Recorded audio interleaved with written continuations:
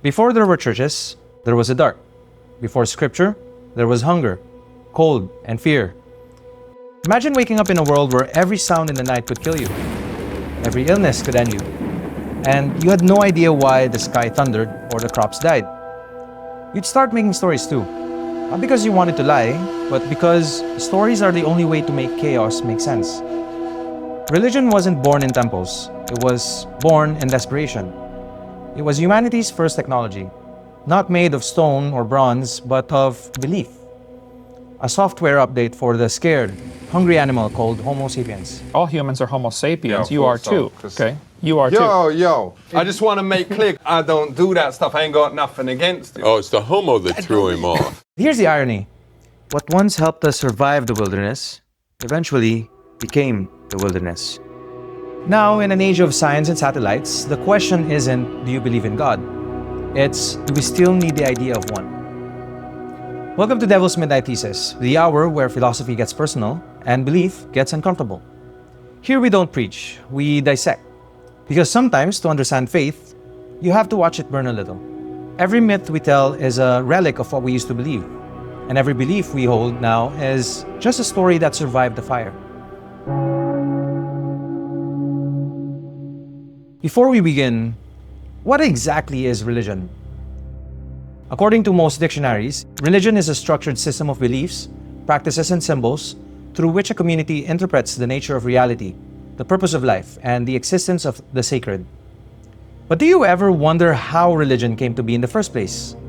Let's forget for a second about supposed angels knocking on your door and suddenly talking to you, because without that, how did religion actually come to be?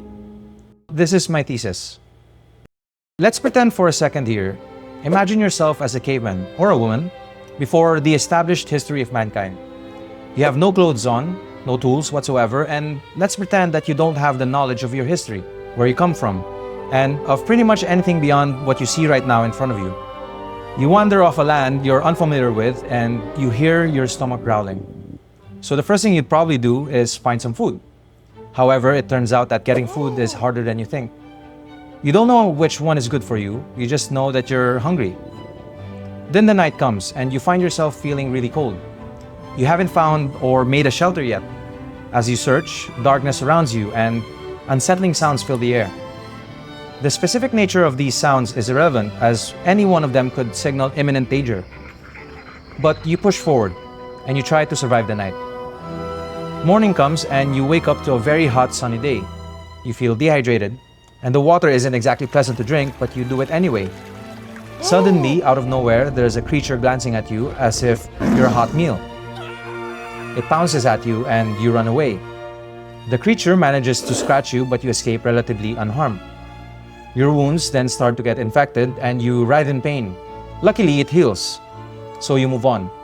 Now, imagine yourself as living this kind of dreadful situation for all your life.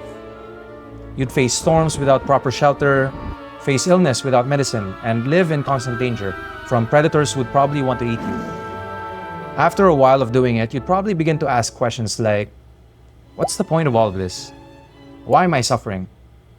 Is there any meaning to all of this? Mind you, you're a caveman, so the idea of God isn't in your head yet. Sometimes you'd probably ask the wind, please don't rain today. And sometimes that request worked. So you kind of do it again and again, because the thought that something or someone out there might save you or hear your prayer is comforting. You begin to look for signs anywhere that could provide you with some kind of hope. And in dire situations, hope is the only thing that can keep us alive. Now again, please humor me. Imagine yourself as a cave dweller, but this time you're part of a group where some individuals squabble over resources like mates or food. While many cooperate in finding sustenance, a general distrust permeates your interactions. You discover that others share your inclination for pleading to the environment, and this shared experience validates your own questions and pleas for a safer existence in the face of the unknown. You begin to exchange ideas on how this thing goes, and eventually you create a system of belief with your group. Something that as a community would help you navigate a seriously unforgiving world. This is how I imagine the birth of religion. It wasn't by some divine or cosmic interference, but by some form of coping mechanism for some seriously mental beings. I think it popped up because us sentient beings have this intense and honestly kinda annoying level of awareness we have to deal with. Being blessed with consciousness, we're constantly trying to figure out what's happening. And we're totally desperate for answers that make this whole tough existence feel like it has a point. However, I could understand that it's impossible to imagine this now because we live in an era of comfort. And we barely think about the dread of our existence because we have so many things that ease that dread. One of the ways that I came about this point was when I started watching Naked and Afraid. Basically, the premise is going through weeks in a jungle with nothing but... Yes, baby. Speaking of jungle. Going through weeks in a jungle with nothing but 3 items. And of course, as the title suggests, you'll have no clothes on. But why do people do this? This is still 100% crazy white people. For most, it's probably because they want to prove to themselves that they're capable. And that's pretty badass, in my honest opinion. However, I did learn something that I didn't think the showrunners intended to teach me, or anyone else in that regard. It's that the daily struggle to survive or even feed yourself is no fucking joke. And what do people usually do when they are struggling? They pray, they ask the universe or God, depending on what they believe in. Please give us a Cayman. We really do need a Cayman. And of course, since the show is about getting back to your ancestors' roots and trying to live like them, I beg the question, how do people cope with the existential dread back then, without the knowledge of God? So here we are now with this episode by yours truly. Now fast forward to thousands of years later. Religion is more prevalent than ever, and for good reason. It was the bedrock upon which early civilizations were constructed. People developed and maintained practices that were deeply in tune with their immediate surroundings, explaining natural phenomena and cycles of life and death that were otherwise inexplicable. These practices, built up over the years and often centuries of shared experience and cultural inheritance, solidified into established dogma. This dogma provided more than just spiritual comfort. It offered a comprehensive moral and legal framework. Societies and civilizations from the Mesopotamian city-states to the Egyptian pharaohs and beyond came into existence largely because of religion's unique power to unify disparate groups. It established a shared narrative, a common set of values, and a system of authority that transcended kinship ties. This collective identity and purpose gathered people into a system where they could feel comfortable, secure, and understand their place in the cosmic and social order. Religion provided the essential scaffolding for early governance, law, and social cohesion. Heck, we could definitely say that most of civilization's order came because of the work of religion. Religious beliefs played a massive role in the formation of early governments. They set up systems where leaders claimed their power came straight from a god or some divine source, not just from popular consent. This whole divine authority concept was huge for building trust and getting people to work together. To pull this off, you needed more than just laws and cops. People had to genuinely adopt and live by a solid moral framework. Religion was basically an early form of social tech, giving us 2 big benefits. 1, a story that brought everyone together, and 2, a practical way to organize daily life. Religious rules were absolutely essential for people to cooperate and build complex civilizations. They managed everything from setting schedules with rituals and holidays to defining jobs, keeping the economy in check, and creating social structures. Most importantly, religion laid out the rules for being fair, required people to be charitable, and established what would happen if you behaved badly, both now and in the future. I think it is crucial to consider the past significance of religion. In my opinion, it's what brought people together, cultivated the arts and sciences, and helped build the world we live in today. It's what helped our ancestors in their most dire times, literally. As one of my favorite comedians once said, there's 2 types of fools, right? There's people that take religion literally, And there's people that think it has no value. Okay? Both idiots for different reasons. I couldn't agree more. But we also cannot deny that religion became one of the biggest tools of oppression. And worse, it became a source of power for the very people, evil people, that the religion is supposedly against. And if we look even closer, was a religion actually ever about going against evil? Or only the ones who don't believe in it? If you think about it, the standard story goes like this. Anytime a religion talks about an enemy, it's pretty much always someone who questions, doesn't agree with, or just doesn't follow that religion's beliefs, rules, or practices.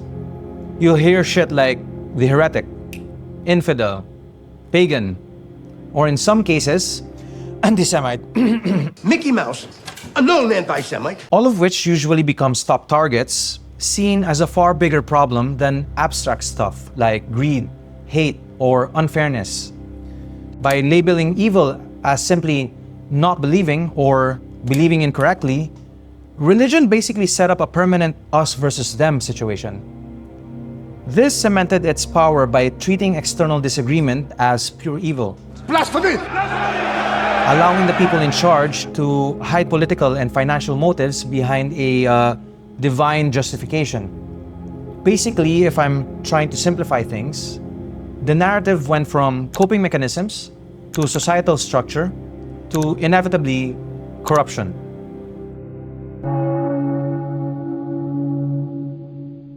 Fast forward to present times. We are living in the age of information. Almost everything we need is served on a silver platter. Considering the scientific progress we've made over the last few centuries, we've basically figured out verifiable explanations for almost all natural phenomena.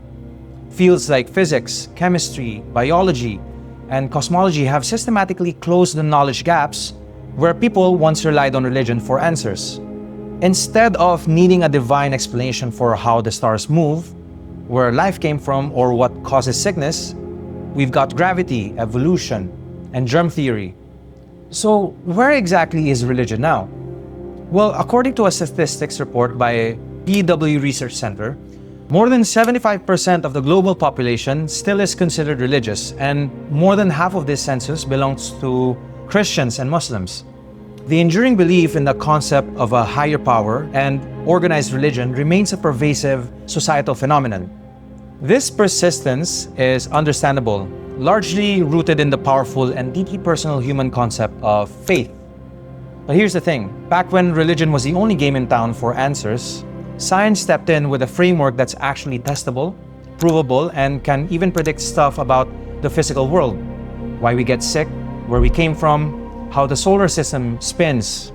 We get all that now from solid evidence, not just old religious stories. Yet, people still believe, which proves faith isn't just about not knowing things. It's a choice. For a lot of folks, faith gives life a big final meaning, a solid emotional and spiritual foundation that science, which only explains how things work and not why. I ask why, but how is so much more fun. Science gives us the facts, but religion offers hope, a feeling of something bigger than ourselves and a promise of ultimate fairness or reward. It speaks to our deeper, non-logical human needs for connections, traditions, and a comforting final story. The fact that religious belief is still huge globally, even in the most high-tech countries, shows that for a good chunk of humanity, the emotional and community benefits of faith beat out the strict logic of just believing what science can prove. Considering the importance of faith in people's lives, one does not simply aim for religion to go in the dark, but rather look at the benefits it gave and maybe, just maybe, help it evolve into something much better. And if you're asking me what I believe in, then the way I see it is, religion is important, but it needs to evolve or be replaced with something much better. If we look at the facts, our society wouldn't be the way that it is without religion. The concept of divine, whether true or not, is undoubtedly a source of peace and motivation for a lot of people. Sometimes, for some people, it's better to believe. However, we also cannot just disregard the wickedness that comes with an establishment that tries to control populations in general. Because with that power comes corruption. While herding the sheep is good, those sheep turning into murderous genociders isn't exactly good for anyone.